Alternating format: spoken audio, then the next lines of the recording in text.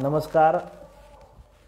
तुम्हाला सर्वाला माहीतच आहे की आपण पीक विमा कंपनी विरोधामध्ये प्रत्येक अपडेट तुम्हाला देत राहतो, त्याचा फॉलोअप करा लागलो. मागच्या वेळेस आपण 2 दिवसा अगोदर लाईव्ह आलो होतो, 2-3 दिवसा अगोदर, तेव्हाही तुम्हाला सूचना केल्या होत्या कंपनी मुंबईला जाणार आहे असं आमच्या मनात होतं आणि ती गेलीसुद्धा. आणि त्यानंतर आज थोडंसं आपल्या बाजूनं अशी गोष्ट घडलेली की कंपनी मुंबईमध्ये गेली, कृषी सचिवांकडे गेलेली आणि ती गेली होती 23 ऑक्टोबरला. 23 तारखेला गेली होती कंपनी. त्याची ऑर्डरसुद्धा हेअरिंग 23 तारखेला झाली, म्हणजे सुनावणी 23ला झाली. मध्यंतरी सुट्टी आली आणि कालच्या 26 तारखेला त्याचा निकाल आपल्यापाशी आलेला आहे. हा त्या निकालाची कॉपी आहे मुंबईच्या. हा निकाल आपल्या सर्व शेतकऱ्याच्या बाजूनं लागलेला आहे, त्यामध्ये कुठेही अडचण नाही आहे. पण परिस्थिती आज अशी उभी राहिलेली आहे की सुरुवातीला कंपनी कलेक्टरांकडे होती, तिथून आयुक्तांकडे गेली, आता आयुक्तांकडून ती राज्यात कंपनी गेली. राज्यातसुद्धा तिसरा निकाल हा आपल्या बाजूनं शेतकऱ्याच्या बाजूनं लागलेला आहे. म्हणजे तीनदाचा निकाल हा आपल्याच बाजूनं आहे. ह्यामध्ये काय नाही, ही 3 पेजची ऑर्डर आहे. हे 3 पेज आहेत, ही 3 पेजची ऑर्डर आहे. या ऑर्डरमध्ये 3 पेजचे आहे. 3 पेजच्या याच्यामध्ये नेमकं काय लिहिलेलं आहे, हे 3 पेजचं पूर्ण सुनावणी जी झाली मीटिंग त्या दिवशी 23 तारखेला, त्यात काय काय लिहिलेलं आहे, त्यामध्ये नेमकं ऑर्डर काय झालेली आहे, ह्याच्यामध्ये जी ऑर्डर झालेली आहे ती तुम्हाला मी वाचून दाखवतो. म्हणजे मागच्या वेळेस आपण आयुक्ताची ऑर्डर तुम्हाला वाचून दाखवली होती, यावेळेस तुम्हाला मुंबईमध्ये आपले ऑर्डर काय झाली ही वाचून दाखवतो. परंतु हे समजून घ्या, ज्यांच्यापर्यंत समजते. बाकी सांगणारच आहे, कारण ऑर्डर थोडी इंग्लिशमध्ये असल्यामुळे काही लोकांचं कन्फ्युजन होईल. परंतु समजून घ्या, वाचून दाखवणं माझं काम आहे, कारण जशाच तशा वाचून दाखवल्याशिवाय तुम्हाला कळणार नाही. लागली तर आपण PDF कोणाला देऊ ज्यांना गरज वाटली त्यांना, परंतु वाचून दाखवून नेमकं ऑर्डरमध्ये काय झालं, कारण 3 पेज वाचून दाखवलं तुम्हाला काही कळणार नाही. नेमका मुद्दा मी तुम्हाला ऑर्डरचा समजावून सांगतो, नेमका काय झाला. ही जी आपल्यासाठी ऑर्डर केली, ही ऑर्डर केली अनुप कुमारजींनी, जे चीफ सेक्रेटरी आहेत ॲग्रिकल्चरचे, हे मुंबईमध्ये बसतात महाराष्ट्राचे. त्याच्यामुळं ही ऑर्डर त्यांनी केली. ती ऑर्डर नेमकी काय आहे ती तुम्हाला वाचून दाखवतो.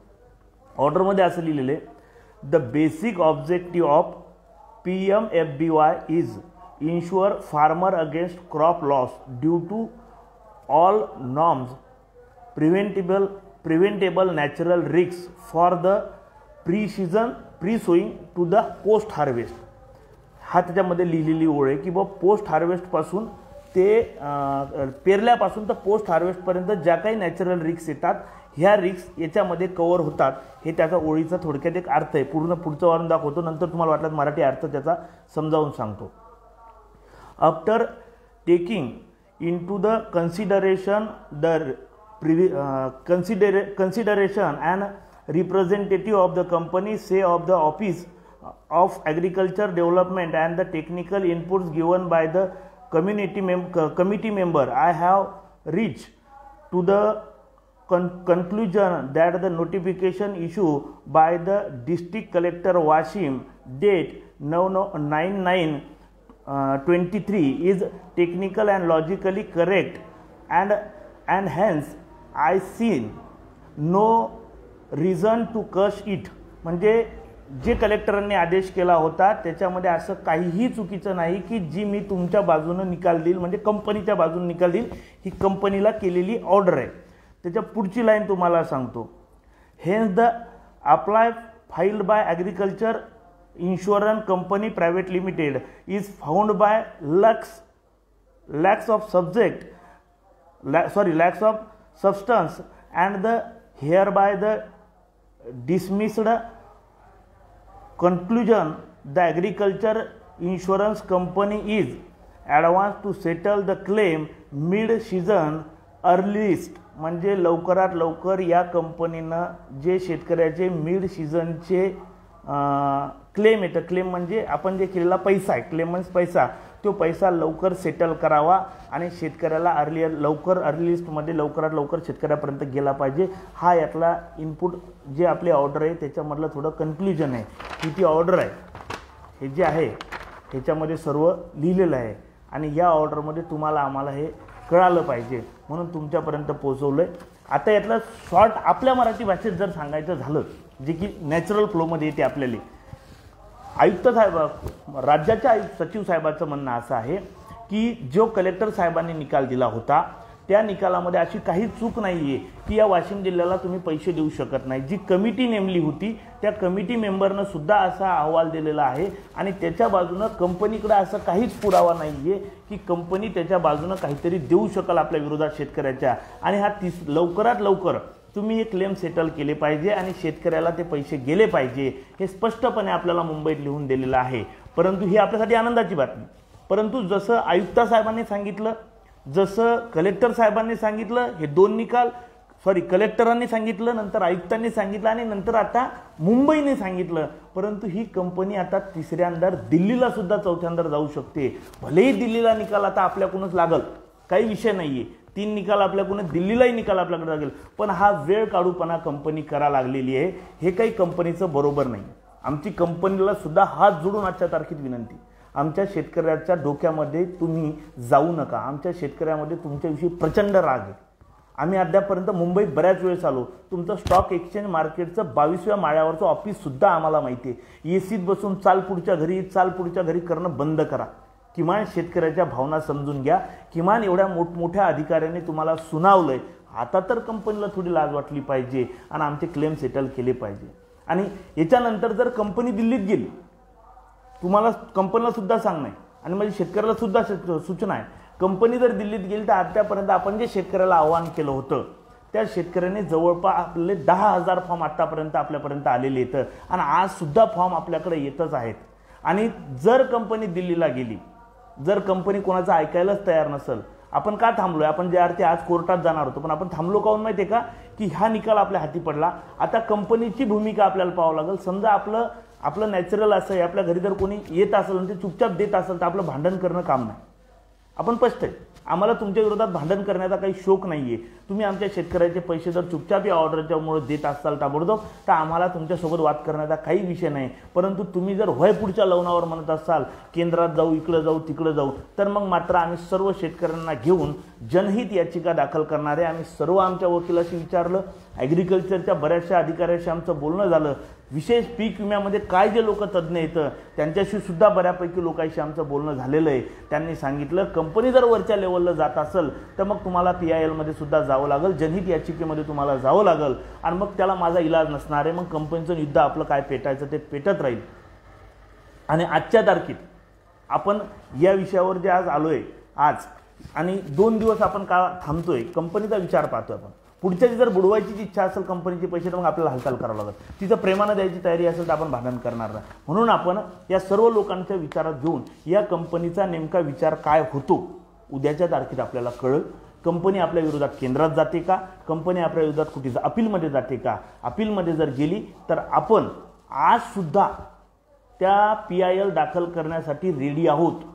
आपली डॉक्युमेंटरी सर्व ओके झालेली आहे. वकिलांशी बोलणं झालं आहे, तज्ज्ञांशी बोलणं झालेलं आहे, पीक विमा तज्ज्ञांशी बोलणं झालं आहे, ॲग्रिकल्चर ऑफिसरशी बोलणं झालेलं आहे आणि आपली सारी तयारी त्यांच्या विरोधात झालेली आहे. काहीही चिंता तुम्हाला आम्हाला करायची गरज नाही आहे. आपली पूर्ण तयारी ही या कंपनीच्या विरोधात जाण्याची, PIL दाखल करण्याची झालेली आहे. कंपनीनं प्रेमानं ऐकावं. जर प्रेमानं होत नसेल तर मग आम्हाला सुद्धा आमची भाषा बदलावं लागेल आणि आम्ही शेतकऱ्याच्या न्याय हक्कासाठी बदलल्या बगर राहणार नाही. हे मात्र तुम्ही आम्ही ध्यानात ठेवलं पाहिजे. आणि आमचं जर तुम्ही ऐकत नसाल तर मग मात्र लय अवघड तुमच्या परिस्थितीत होईल. हे मात्र निश्चितपणानं ध्यानात ठेवलं पाहिजे कंपनीनं. कारण 3-3 निकाल आमच्या शेतकऱ्याच्या बाजूने लागा लागले हो. मग आता हे सर्व अधिकारी वेडे आहेत का कंपनी एकटी हुशार आहे का?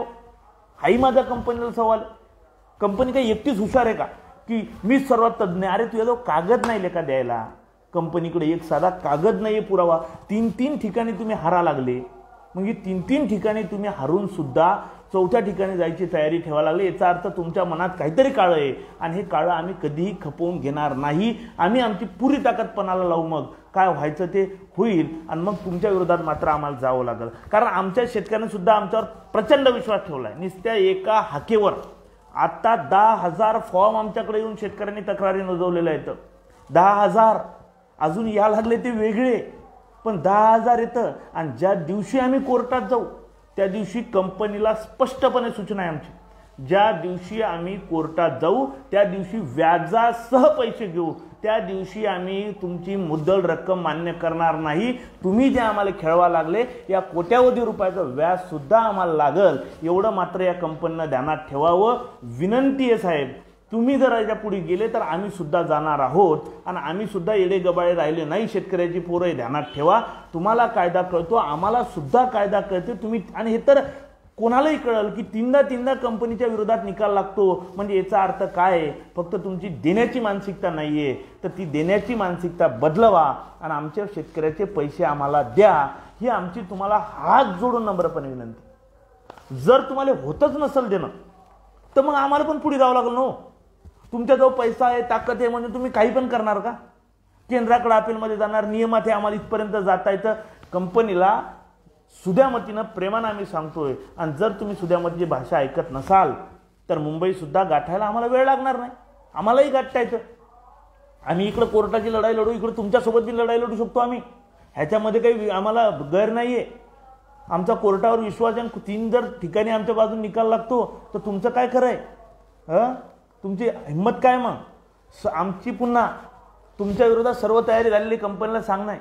जर कंपनी ऐकत नसेल तर माझ्या शेतकऱ्याला सुद्धा सूचना आहे, अजून आपल्याकडे 2 दिवस आहेत, या 3 दिवसामध्ये ज्या लोकांचे राहिले असतील त्यांनी सुद्धा कागद आमच्यापाशी, फॉर्म आमच्यापाशी आणून द्या, काय लागेल ती मदत आम्ही करायला तयार आहोत, कारण आपली सर्व तयारी पूर्ण झालेली आहे। आपण 3 दिवस वाट बघणार आहे, आमच्या शेतकऱ्याचे पैसे देता का पुढे जाता का आम्हाला कोर्टात बोलवता का आम्हाला जायची वेळ आणता? या गोष्टीसाठी आमच्याकडे 3 दिवस आमच्याकडे वेळ आहे, कारण आम्ही तुमचं बघणार आहे की तुम्ही केंद्रात जाणारच आहात का। मग किमान आम्हाला नरेंद्र मोदी साहेबाला म्हणता येईल, तुम्ही शेतकऱ्याचं सरकार म्हणता आणि महाराष्ट्रातल्या वाशिम जिल्ह्याला जर पैसे पडत नसतील तर मग हे सरकार बिन आमच्या काय कामाचं?